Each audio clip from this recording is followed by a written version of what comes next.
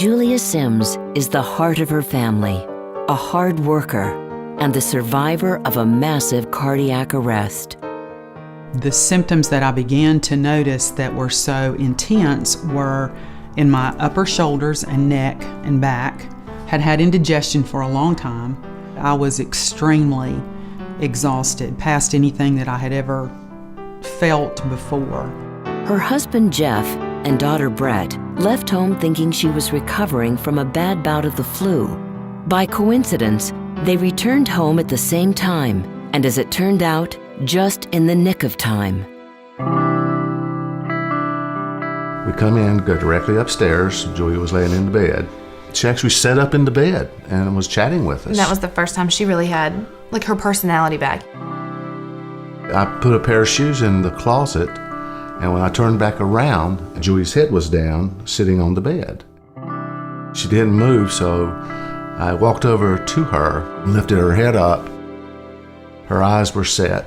She was not responding at all. Her eyes were a yellowish green look. I once hollered for Brett, and then I laid her back on the bed. Really, at that point, I had no idea what was going on. I had 911 on the line, which the young lady was fantastic that I was on with. Within a minute, we timed it. We were starting CPR, and I had no CPR training whatsoever. Within 4 minutes, I felt this guy push me off of Julia. It was one of the first responders, firemen. I prepared her and prepared the FRX AED to put the pads on her chest and delivered the first shock. We shocked her 6 times without the AED to shock her heart and bring it from ventricular fibrillation back to a perfusing, a good rhythm. It's most likely that she would not have survived. She was brought quickly to the cath lab. It was a very difficult case. She was very unstable on the table, and we had to shock her a number of times and do CPR during the procedure. Long procedure.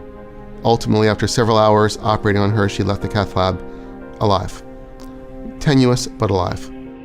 In my opinion, the planets really aligned that day.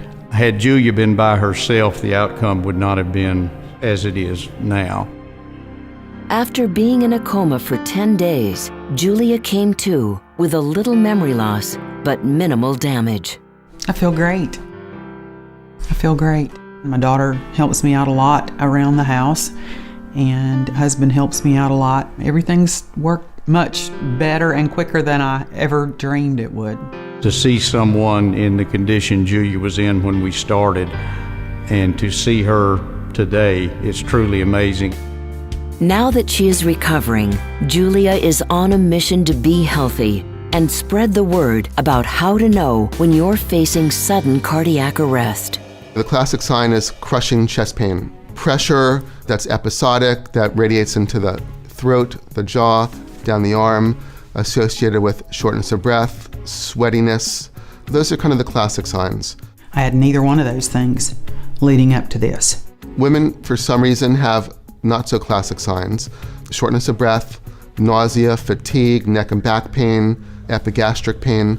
A lot of discomfort between the abdomen and the chin can be misconstrued. Doctors can say, well, you're having reflux, or you're having chest wall pain, or you're having an anxiety attack. Even if the tests are appropriate and the results come back normal, doesn't necessarily mean you don't have heart disease. Julia is also on a mission to educate people on the importance of defibrillators like the Philips HeartStart AED, which helped save her life. Without the defibrillator, I don't think I would have been here. I think the defibrillator is really what got Julia's heart, the rhythm started back. I don't think she would have made it without that. AEDs definitely save lives. They save lives because there's no other way to get the heart in rhythm. And if the heart stops and there's no circulation, the patient is dead.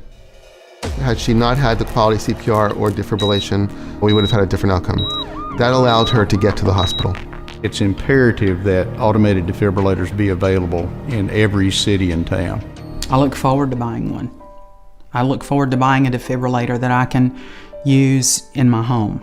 Because it's one of those things that you hope you never need, but when you do need it, you hope you have it. Julia has been forever changed since her cardiac arrest. She has formed close bonds with her rescuers and has nothing but gratitude towards everyone who made it possible for her to be here today. I feel very fortunate and very blessed.